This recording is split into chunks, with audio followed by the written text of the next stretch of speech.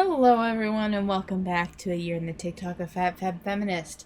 I'm feeling really good today, so I was considering covering someone else, but then our friend FatFabFeminist I found had posted a comment in my comments.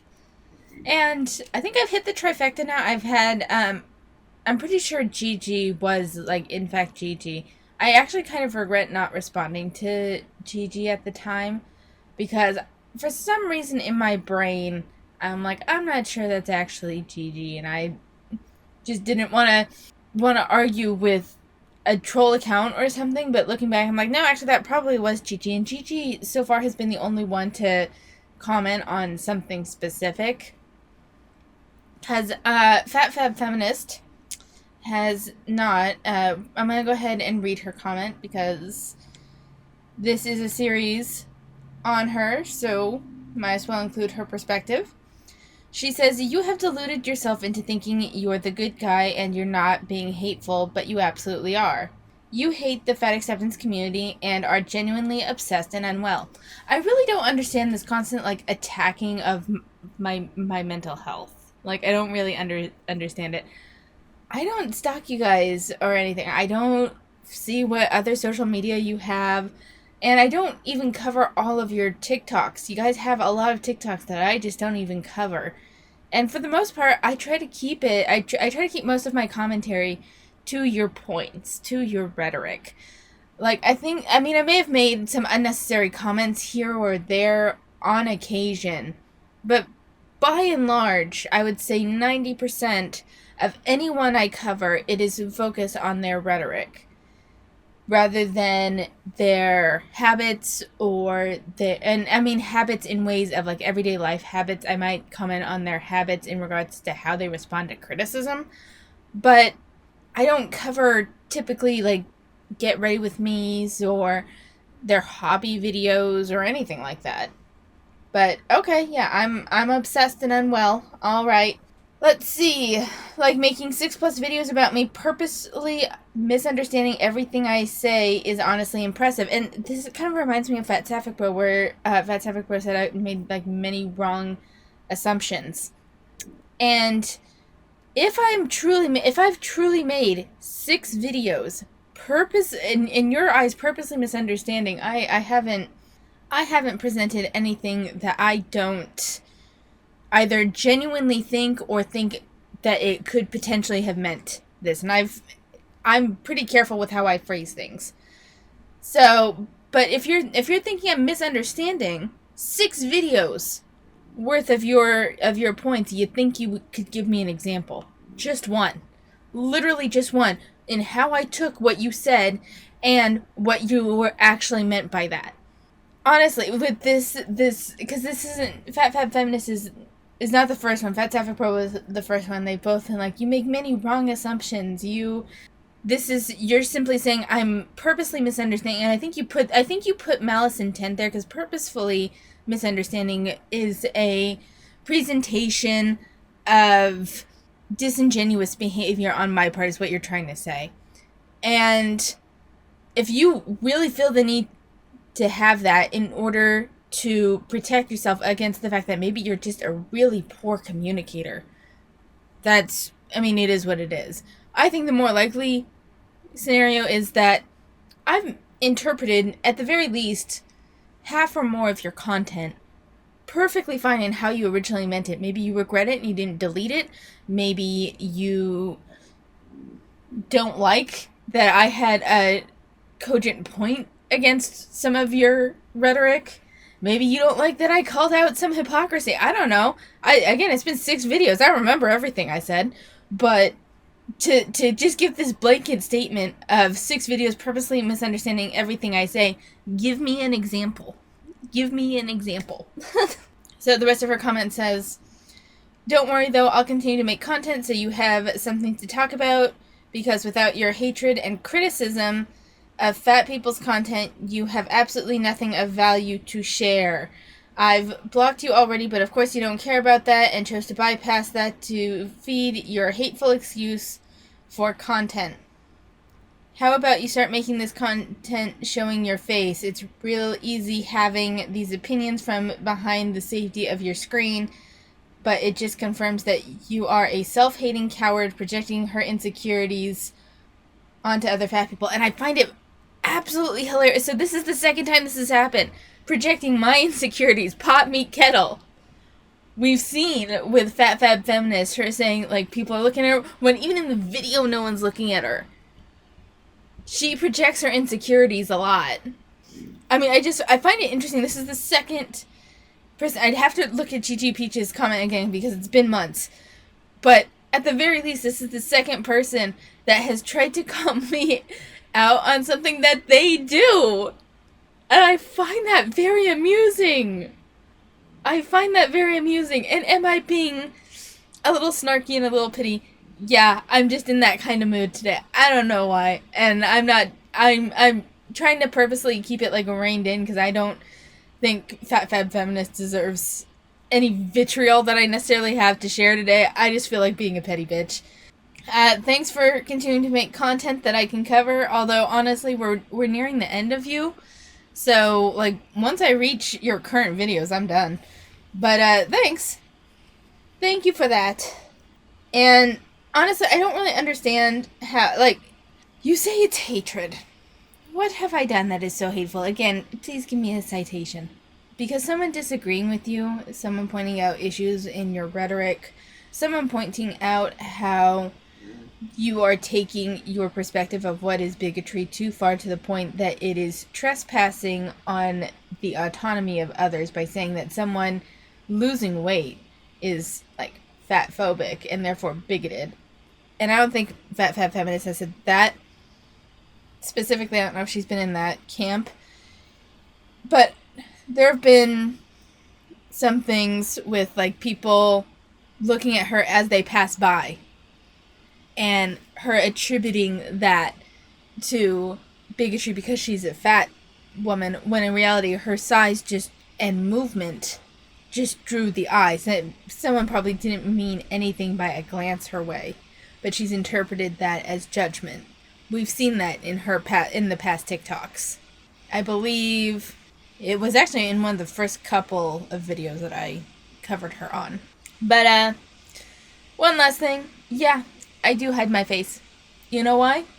Because we even saw with Fat Sapphic Bro how someone was so angry by what I said that they said that someone should physically stalk me in real life and, like, record what I do. Because, and this is the difference, I think, between a lot of millennial and Gen Z, although Fat Sapphic Bro is also millennial, so this is just, like, general takes that I've seen. I grew up in the beginning of popular internet, and we were always taught not to give out too much information. And as I've grown up, I've seen the lengths that someone will go to simply because someone had a difference of opinion. You put yourself in a far more vulnerable position by showing your face, telling where you live, giving general ideas of what you do. Like, I've kept things, even when I've referenced things that I do, I keep things specifically vague. I don't think I've even said what state I live in. Because I know how internet detectives are. It only takes one that hates my guts to track me the fuck down and potentially kill me. Like, there's not... And I mean, that's an exaggerated circumstance that is, like, worst case scenario. But I'm not taking any chances in today's culture with escalated political views and people taking increasingly extreme actions for a difference of opinion. I don't want to deal with it. I don't want to put myself in that situation. So yeah, I do hide my face for my own safety. Given that Fat Sapphic Bro themselves has just called just for my channel for sending people as much en masse as they can. I don't think they really have an en masse crowd to send my way. But they've tried to call for action for people to flag my videos and stuff. Imagine if they had my address. No. No thing. Imagine if they knew vaguely where I was and they called on their followers to help investigate where I live so they can confront me or some shit like that. I don't need some unhinged person showing up at my place of work or my home. Or calling my family members. Or anything. We've seen how crazy people can get. I stand by what I say, and I purposely don't try to put exaggerated views out so much, and I've, especially the longer I've done this, the more I've tried to keep my views conditional and genuine and nuanced. Because I recognize that I'm anonymous and my goal isn't simply to be an inflammatory online character. But anyway, let's head back to her TikToks, and since she's generously said that she'll keep making content for me. So let's thank her for that by continuing to go through. Y'all's hatred for fat people is truly unhinged. So I think she's just gonna go on with, like, this is unhinged behavior and this is ridiculous, and I gotta be honest, I agree with her in this circumstance, because this person, the comment that she is referring to says, the comment that she's referring to states, "I'd kill each and every clinically obese human if I could. It'd make the world better, guaranteed." And that is some serious fucking unhinged behavior. What the fuck? If it's one thing that I can say safely about humans is that they are incredibly unpredictable. A person can be very predictable. People are incredibly unpredictable. Kind of like how an individual person can be intelligent, but people in general are stupid. And part of that could have just been, like, sensational edgelord behavior. I don't know. But I think anything that says, like, you would murder someone simply for how they look, there's something wrong with you. There's something wrong with you. Like, it's one thing to be frustrated with the morbidly obese people and their drain on the healthcare system. Like, I understand that. I understand that, of course, getting frustrated with the fat acceptance rhetoric and shit.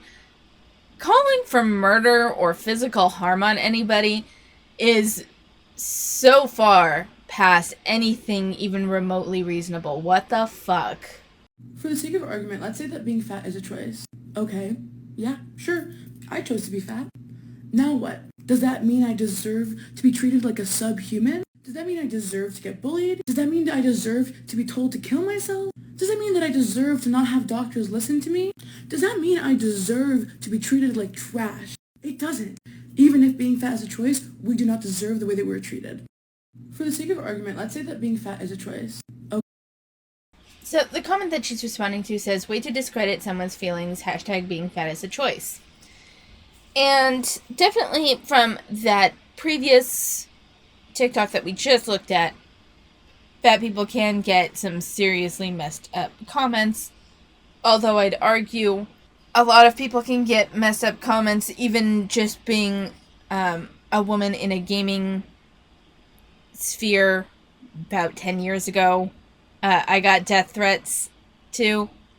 That one was a little bit more messed up because it was clear that it wasn't even directed at a particular person. It was just general hatred. But the issue here is I feel like she took it and then she completely kind of like put together a straw man argument that then she was responding to, because the hashtag being fat is a choice and way to discredit someone's feelings. I'm pretty sure, I can't say for 100% sure, but I'm pretty sure this was referring to when she was criticizing thin people for feeling insecure or saying that they don't perceive themselves as skinny or demonizing those with body dysmorphia disorder, because we've seen all of that. And she has turned it to, so you're saying that I don't deserve to be, because being fat is a choice, I don't deserve to be treated like a human being, I don't deserve to have, XYZ, and it's like, they're not saying that.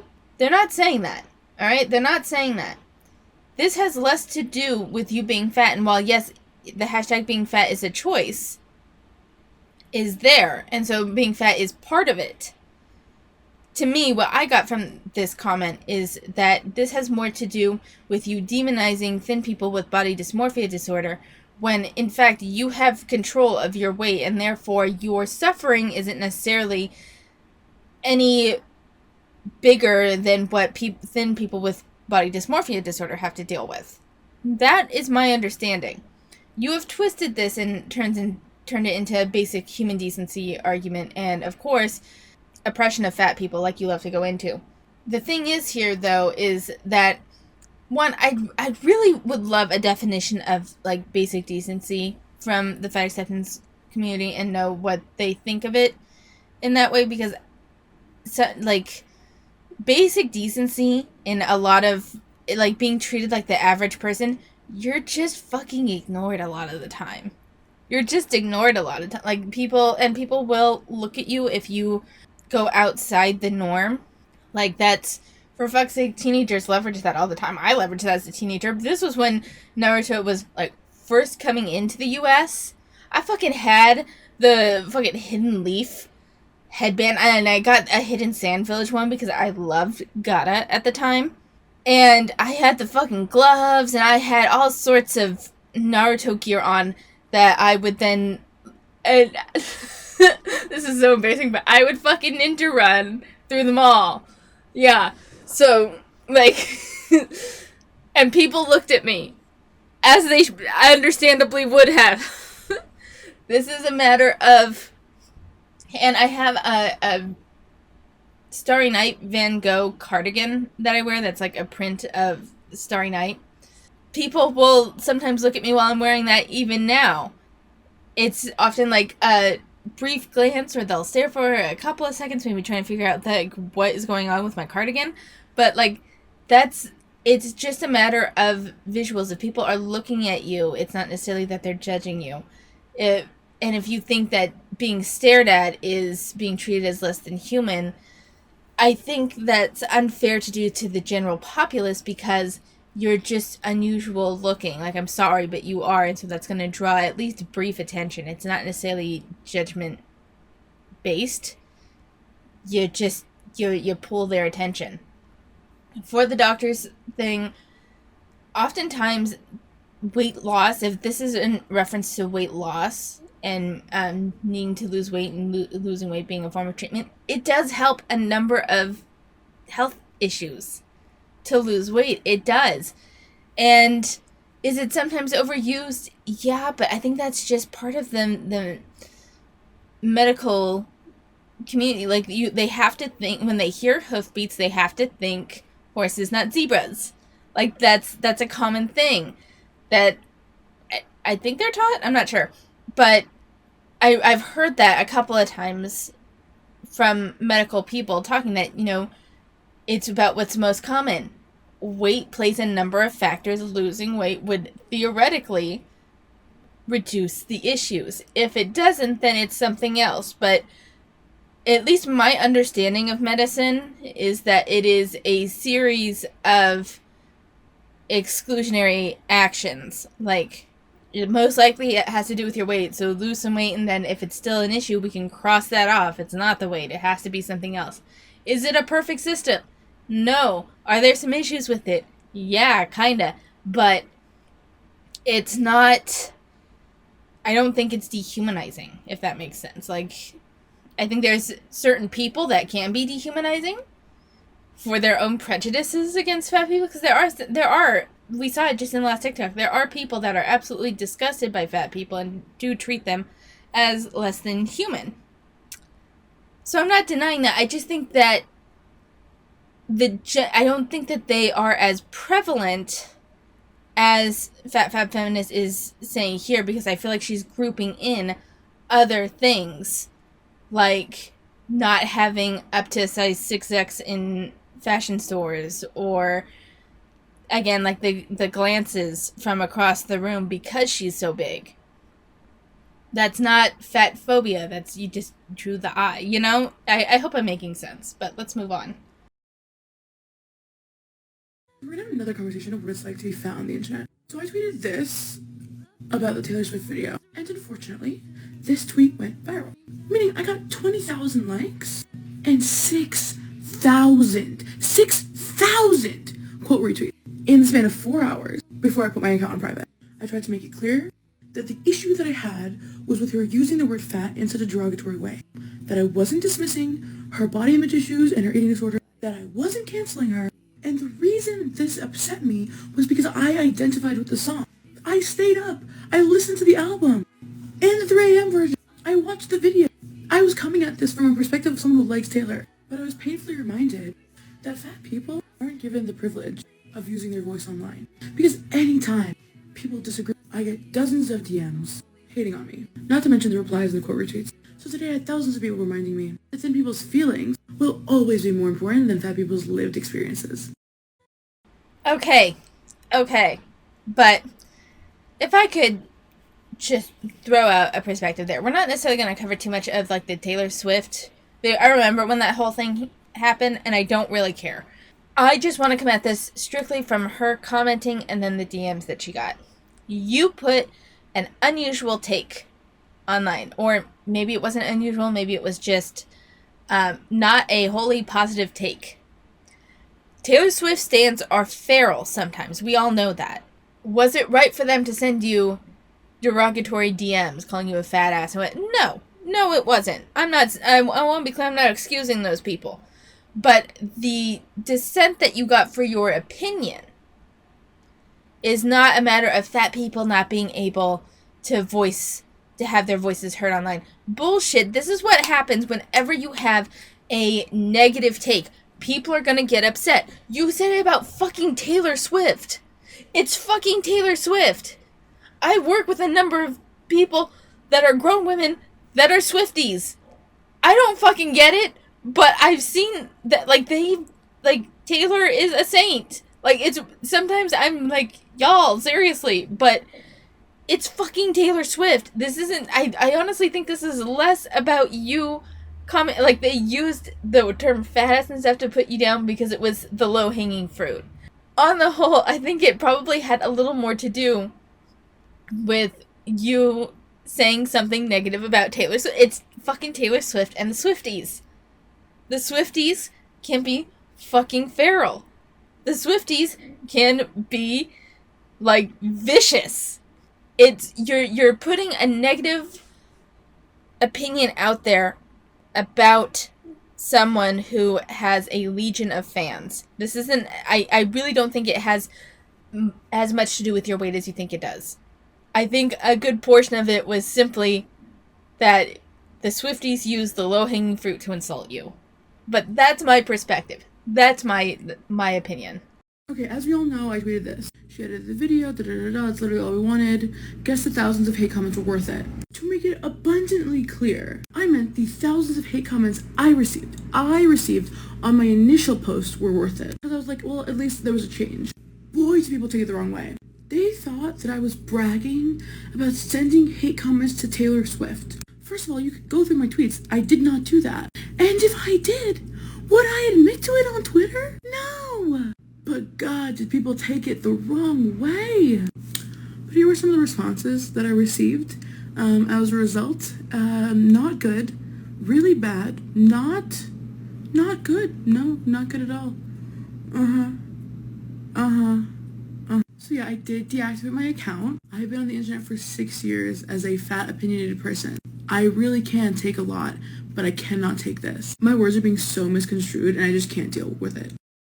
Okay, so because this goes in line with what she said about me purposefully misunderstanding her words, I'm curious, and let's read the tweet that she put out after Taylor had changed her video. She edited the video on Apple Music. She's still able to allude to her ED/body dysmorphia without being harmful to fat people. It still has the impact she wanted without villainizing fatness. That's literally all we wanted. Guess the thousands of hate comments were worth it. Honestly, I understand how they took this as you saying the thousands of hate comments, as in if you sent it to Taylor. She's complaining that her words are, in her opinion, are constantly misconstrued. You're just not a great communicator. This could have easily been fixed with, guess the thousands of hate comments I received were worth it. Done. It's easy. This isn't, and I think this I've seen this with other fat acceptance creators too. And I think it comes down to you not being able to see something from another person's perspective. Once again, you couch yourself in the victim role of, oh, my words were just misconstrued, and like, it's because I'm fat and because XYZ. Like, this isn't purposeful. This is the way your comment reads. This is an interpretation of your comment that, at least from what we are given here, seems like a legitimate interpretation. It may not have been what you meant, but if your words can be construed in a way by a huge amount of people in a way that you didn't intend, perhaps it wasn't worded very well. I've done this too. This is why even when I speak, I have like 1,000 different conditions that I put down, like, well, I'm not saying this and I'm not doing this and in this certain circumstance, because I understand how my words can be misconstrued or interpreted, and I try to narrow the interpretations possible. You speak very generally and you speak a lot in absolutes. So it's very easy for your words to be misconstrued. And not purposefully so. It's just that your words are vague or easily debunked, and it makes it very easy to view it in one way or another. And that's not anyone demonizing you. That's not anyone victimizing you. You simply don't communicate well. This falls on you. This falls on you. If you don't want your words to be construed in that way, take a step back before you tweet. Take a step back before you post anything. Listen to what you said after like 30 minutes later and think about someone outside of yourself and how they would construe or interpret your words. Just think it's hard in the beginning, but it gets easier if you just try to pull yourself out of your own experience for a moment and think about what you're putting out online. Now, did you deserve all of these nasty DMs and retweets that you got? Although, one, I would say no, but I think this one is actually fairly reasonable. You are not the activist you think you are. I agree with that. I don't think that you are. You say you're an activist, you say you put all this stuff out, and yet you can't understand how people interpret your words differently, and you don't seem to understand how people can have different viewpoints without it being a good versus bad situation. And this one was one of my favorites. Guess the thousands of hate comments were worth it. Women, and she quotes, this is a woman called Amy Rose, and she's quoting that. And next to that, she says, women with feminist in their name when their opponent is a woman. Now, this is a misunderstanding of her intent, but that is beside the point. Because we've seen FatFabFeminist attack women in ways that are kind of misogynistic. And y'all have pointed that out in my comments a few times. I find it interesting how she can't see any validity, like even just a kernel of validity. You don't have to take the criticism of others wholesale. You don't technically have to take the criticism of others, period, but you never have to take it wholesale. There are times when people have dissenting opinions in my comments, and it's different from those that are just like hating or being negative. And I read those. I read all of the comments for the most part. And even those that are polite and dissenting opinions, I don't have to take their opinions wholesale. It's just another perspective. Oftentimes, and what I've really liked about this channel is my opinions have changed significantly because some of you are really good at putting your point of view out there and also pointing out how you think I'm wrong in a way that isn't like inflammatory or meant to belittle me or be condescending or any of that. It's just a dissenting opinion that is well reasoned. And because it's a dissenting opinion that's well reasoned, my own opinions have morphed a little bit because I see what you're talking about. I see your point, and I think it has validity. There are times, though, when someone has a dissenting opinion, and I agree with a small portion of it, but the rest of it I just don't agree with. That small portion that I agree with and that can change my opinion doesn't mean that I have to accept everything else in that dissenting opinion. You can take what you agree with and argue against what you don't. Or simply agree to have a difference of opinion if it feels like you're at an impasse. But to just disregard every dissenting opinion as hate because you don't like being criticized is your ultimate downfall. And it shows that you are either too immature or too radical to be reasoned with. Okay, more on this. Why do people assume that eating disorders and body dysmorphia are A, exclusive to thin people, and B, any excuse to be fatphobic or problematic in general? Like, first of all, the majority of fat people that I know have had an eating disorder as well. And then people come into my comments and are like, well, I have an eating disorder, as if having an eating disorder automatically absolves them of any consequence of their actions. Like, it doesn't. And if you're coming into a fat person's comment section and you're being fatphobic, it doesn't matter if you have an eating disorder, you're being fatphobic. It doesn't matter if you have body dysmorphia. If you're being fatphobic, you're being fatphobic.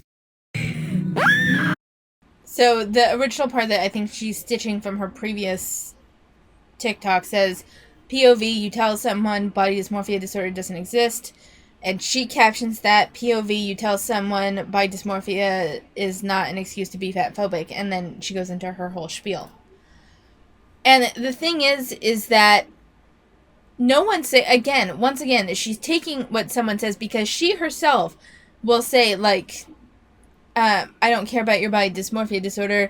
You don't have a right to do this to fat people. It was if it wasn't in part 6, it was definitely in part 5, where she was going through those different the different things about body dysmorphia, and she used like the Funny Fat Friends song as an example of, like, you don't understand what fat kids went through and just XYZ. No one's saying that fat people can't have body dysmorphia disorder. No one's saying that fat people can't have EDs. The issue is you were targeting thin people with body dysmorphic disorder and saying that if they viewed themselves as fat, saying that they thought themselves as fat was like fatphobic or something along that line. This is the issue that I have with the fat acceptance and the concept of fat phobia, is that there are times when, like, if you want to call people, say, like the one guy that was at the beginning of the TikToks for this video, in that they would want to, like, kill all clinically obese people. You want to call that fat phobia, I have no problem with that, because that's a genuine, like, that's how you want to label that behavior, fine, go ahead.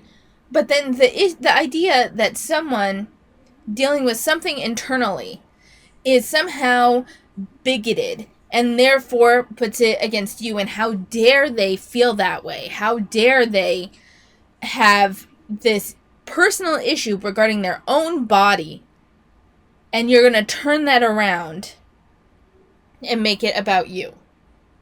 This isn't even, like, they just have a problem with fat people. This is just I have issues around my own body and the perceived weight of my own body, and that is somehow has anything to do with you. That is where I think it gets fucking nuts. And that is where I have the issue with you calling things fatphobic. Because people can put out before and after photos, people can talk about their diets, people can talk about whatever the fuck they want on their own page. And yet you try to police that. If it just concerns themselves and it is not bringing in anyone else into the consideration, because me simply talking about my own body doesn't necessarily have a fucking bit of anything to do with you. If I want to talk about my weight loss plan, if I want to talk about my desire to lose weight, if I want to talk about my before and after photos and post them, if I want to talk about how I feel fat, even if you don't perceive me as fat, that is my fucking business. And if your response to that is, 1, it's still fatphobic and bigoted, and 2, because I suspect that you would say this, I want to be clear, she hasn't said this as far as I know, but it's like, if you put it out online, then I have the right to comment on it. Welcome to my channel. Welcome to my channel. You can't have it both ways. You can either, if you want to try to police other people's social media, then I can police yours. If you want to say that this is fatphobic and hurting you, I can respond and point out how it's not. I can respond and point out how you are being incredibly self-centered. I can point out and respond to how your logic doesn't necessarily hold up. I can respond with how it seems like you are projecting insecurities. So, pick one. I don't know where this is coming from because this is literally on a video about me being banned from Tinder, but okay. Anyways, why is the response always, well, if they don't have it in your size, make it yourself. Start your own line. Learn how to make your own clothes. Do it yourself. Because why do I have to do that? Why, as a fat person, can I not just go into a store and purchase clothing that is in my size? Why do fat people have to make everything ourselves? 2/3 of American women are plus size. Why should all of us have to struggle to find clothing? Why should... Okay, I'm sorry. I was originally gonna let her finish all the way through, but I got some things to say. The comment she's responding to says, instead of bitching about free will and thin people buying clothes, make your own damn, and I'm guessing that they were gonna put clothes. So the thing is that I was actually ready to agree with her because I think the concept of, well, just make your own clothes isn't very helpful. Because we don't really live in a society that would give you that ability. Like, people are already overworked a lot of the time, adding to someone's stress level that the only way they would be able to find clothes that fit them is to make it themselves. Fabric isn't cheap. It's not necessarily an accessible way to do anything, not to mention you need a sewing machine and the skills that you need in order to make the clothes look decent and presentable, especially for a workplace. All would have been reasonable points to make that that's not a, like, helpful criticism. But instead she goes for the entitlement route. And, well, I mean, don't get me wrong. I think that fat people deserve, like, affordable clothing. Even if they have to pay a little more than the average sizes because it uses more fabric. But this has such entitlement vibes to it. Why shouldn't I be able to just go out and buy clothes from the store because you're 300 pounds? Like, you have online options. And I think this stems from, even though she says it was from their being banned from Tinder, right after that was the one about the guy wearing exceptionally big pants that we covered in the last video. And I think that's what they're referring to, and maybe they just made a mistake with where they ended up. That doesn't, like, the issue was that you were complaining that a thin person took oversized clothing. And they're like, well, rather than complaining about people taking clothes that no one owns yet, why don't you just make them yourself? I still don't think the make your own clothes is a helpful argument. But I deserve argument doesn't look good on you either. And the idea that, there are so many, plus size women, a lot of plus size women can fit into the general, like, extended sizes in a clothing store. Overweight and obese. I've been class 1 obese, and I could still fit into an extra large or a 2X or whatever's available at the store. So to treat it like it is everyone that is simply plus sized is wrong. That's not, like, that is a misrepresentation of what you're actually asking for. Because the truth is that plus size is actually a fairly big span. It's a big span. You are not a size 14 by a long shot, but a lot of women are. A lot of women are a size 14, 16, 18, which you can largely still find in brick and mortar stores somewhere. The issue is when you get past like a 3X that things get far more difficult for you.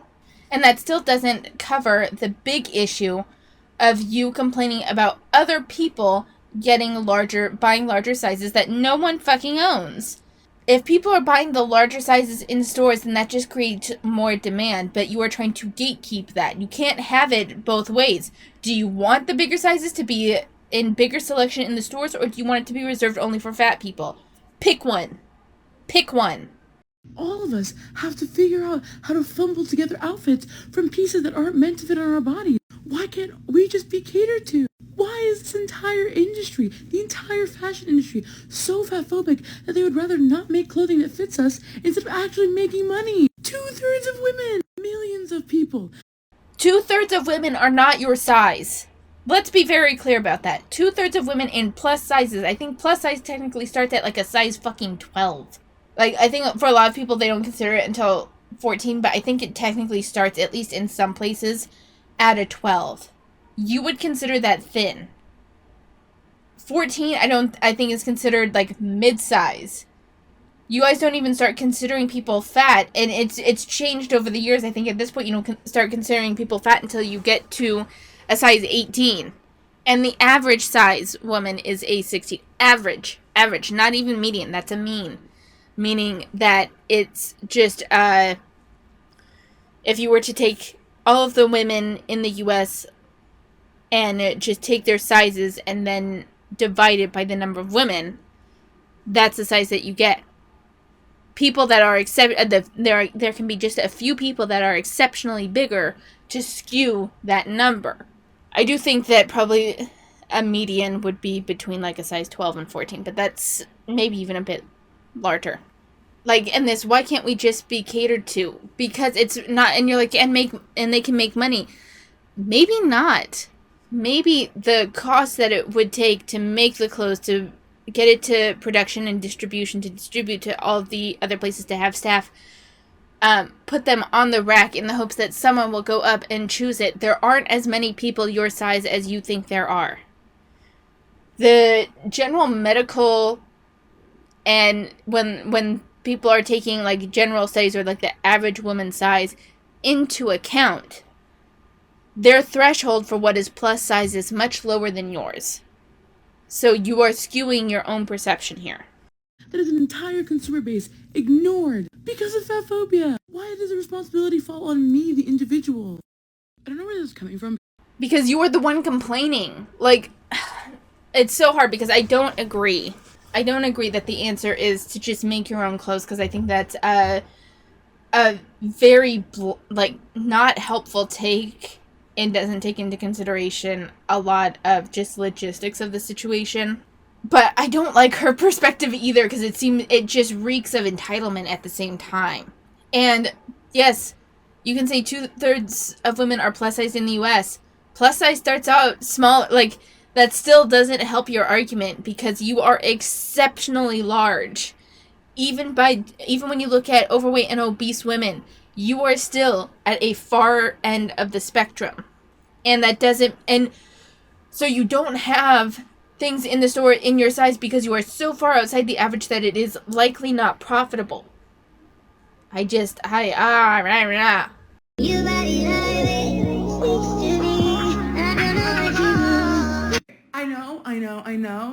know that my fat ass is not the target audience of these kinds of videos, but every time a gym bro posts one of these types of videos where they're like, you think you're heavy? Look how light you are. Look how much I actually lift. I don't understand how that's not targeted towards fat people.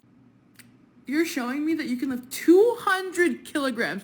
200. That's 440 pounds.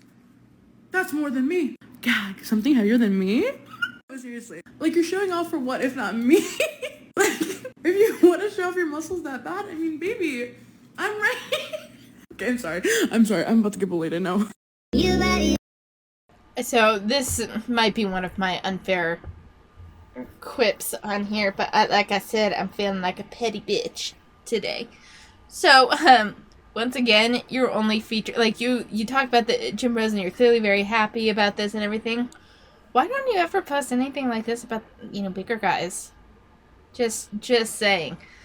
I mean, I get why. The physically fit guys are more conventionally attractive. They are. But do you not see how that extends to the other side of the spectrum? Do you not see how that extends to women? How maybe you being a more average weight and being a little bit thinner would make you more attractive. That being fit and taking care of yourself might make you more attractive. Just saying. Just a thought that I wanted to put out there. Yeah, I do have PCOS. My PCOS is so bad, I had to get my stomach cut open from end to end. I had a cyst that was 19 centimeters long. And there was another cyst inside that destroyed my left ovary. Destroyed it to the point where it had to be removed along with the left ovary. And all of that happened because doctors didn't listen to my concerns because I'm fat. I told them there was something wrong with me that was more than just being fat. And they said everything would be okay if I lost weight. So they didn't do any tests on me. They didn't check on any of my health issues. Every time I would go to the doctors, they would just say, lose weight, lose weight, lose weight. And because of that, I am now missing an organ. I'm missing a part of my body. I might be infertile because doctors chose not to listen to me. So yes, I have PCOS. But I shouldn't have to explain that to you all. I shouldn't have to divulge my medical information in order to justify my fat body to you. But are you happy now? Yeah. So the comment just says, do you have PCOS or something? And I originally wasn't going to respond to this, but there's something that So I am sorry that the doctors didn't investigate a health concern in order to catch this before it resulted in the removal of an ovary. I am sorry about that. I will say that, at least from the people, I don't have PCOS, but from the people in our community that have commented that have PCOS, have stated that losing weight can, help PCOS. It's a little harder to lose weight with PCOS, but lowering your weight helps with some of those issues. And so, while the doctors were just, lose weight and that will help things, they were also kind of right, but they should have still, checked up on some stuff, especially if it concerned pain and stuff that you were worried about. So, yes, that's, I don't know, I'm of two minds on that one. I still feel, I'm sorry that happened to you. I do still think that losing weight would probably help. And I don't mean that in a callous way. I don't mean that in a mean way. I said I felt like a petty bitch today, but this is not me being a petty bitch. I just genuinely think that while the doctors did miss something that would have potentially saved an ovary, and for that I'm very sorry, losing weight still probably also would have helped the situation before it got to that point. As for, you shouldn't have to divulge medical information, you don't have to. This is a personal choice, and this is what I don't understand, and I feel like it goes hand in hand with her saying that I should put my, face online, is that you don't owe the internet anything. You don't owe people anything. You don't have to divulge this if you don't want to. You could just ignore the comment. Just because someone brings it up doesn't mean that you have to respond to it, and it doesn't mean that you have to share your life story. Because even if you share this, some people aren't going to believe you. That's the nature of the internet. This is not a matter of you have to in order to be treated like a person. This is a choice that you made. You don't have to share anything with anybody. There are people who believe you are going to believe you, and the people who don't. It's one of those things, and your PCOS story, I don't think convinced nearly as many people as you think it did. If a fat person says XYZ is fatphobic, you can't just decide it's not. If you're not fat, you're not allowed to decide what is and what is not fatphobic. Similarly, if someone is gay and says that's homophobic, or trans says that's transphobic, or POC and says that's racist, you can't just decide that it's not. Okay, wait. There's a big difference. There's a big difference between someone who says something is racist or homophobic or transphobic and what you guys call fatphobic. There's a difference. If I'm with a trans person and I'm, for whatever reason, am just I'm feeling so gender euphoric today and I love being a woman, I don't know of any trans person that's going to respond and say, that's transphobic against me because I have gender dysphoria. That's kind of what you guys do when someone who's thin talks about feeling fat or that they enjoy being thin. You take that as fatphobic. You take intentional weight loss as fatphobic. That's very different from someone, or if we're gonna go the homophobia route, there's that would be the equivalent of a straight person saying, man, I love the opposite sex, and a gay person saying that's homophobic because I don't like the opposite gender. The fuck? No, people would say that that's bullshit, just as people say that you calling people that say they feel fat as fatphobic or intentionally losing weight as fatphobic isn't valid. because you're policing someone else's experience. I just don't understand why they have such a hard time understanding the difference here. You're not part of like an in-group and they say what you're saying is problematic, you can't just decide that it's not. I don't like that viewpoint either. I don't like the viewpoint that because someone from a marginalized community said something is wrong, that automatically makes it so. I don't like that thought process. A conversation can definitely happen there. But I don't like the idea that simply because someone from a marginalized group says that something I said or did was wrong, that automatically makes it so without any further investigation. And I mean, that also kind of treats people in those categories as a monolith, which also just seems fucked up. Because I am ace. There are people in the ace community that are sex repulsed. I am not one, but there are people that are sex repulsed and they view it as disgusting. And it would be the equivalent of someone saying you talking about your sex life is ace-phobic because I am sex repulsed. No, it isn't. No, it isn't. But someone who is ace could also make that very comment. That doesn't mean that I agree with it. That doesn't mean that I, as also part of that community, agree with it. And I think treating people like a monolith simply because of their marginalization is fucked up in its own way. And I think that having to take what anyone in that community says, just any one person that has one issue with something that you said, and that automatically makes it either morally wrong or bigoted or a problem or whatever, is fucking bonkers. It's bonkers. Self-love is not a stand-in or replacement for communal, romantic. That. Oftentimes when fat people are talking about how like we don't experience love in the same way as thin people do, we're told that we should just love ourselves and like that's it. No amount of self-love can replace other types of love. So when fat people talk about wanting and desiring romantic love, that's okay. And we shouldn't be No one's saying that that's okay. That's not okay. No one's saying that that's not okay. Let's be clear about that. The issue that people have is that saying that fat people, like, you owe fat people romantic or sexual attraction. That's the issue. That's the issue that people have.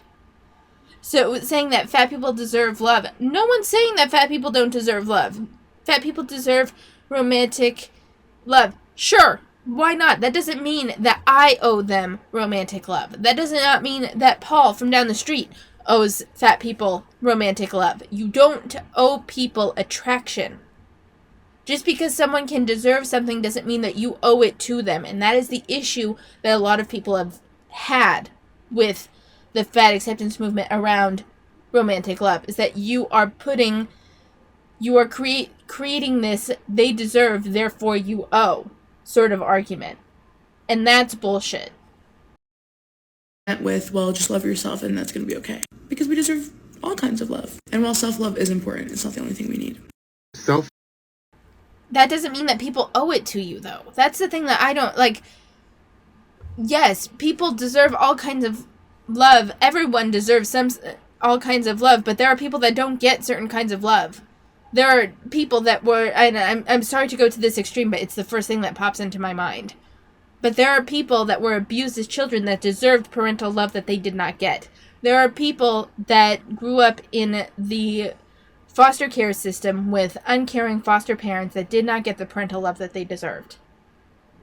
And one would argue that as children, they deserved it far more than you as a fat person deserve romantic love. And the thing is that the children were owed that parental love from their caregivers. They were owed that. You are talking about other adults. And other adults don't owe you shit. Children don't owe you shit either. It's simply, as a child, adults owe you a certain level of care. I think, anyway. But you're not a child, Victoria. You're an adult. And while you may deserve romantic love, no, you are not owed it. There's a difference. Shit like this brings the movement down. Everyone's a feminist until there is a spider around. Shit like this. Okay. If we're gonna, so the caption, it's a play off Bo Burnham's song, and it says shit like this brings the movement down, and the next caption says everyone's body positive until it's time to include fat people.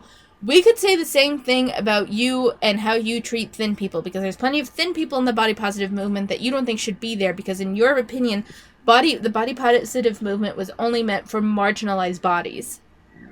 So, like, you'll try to change what the movement is actually about to suit your narrative, and God forbid someone doesn't adhere to your perspective of what the movement's about. I don't know people in the body positive movement that say that fat people don't belong, because it was about all sizes, all bodies, just about being happy in yourself.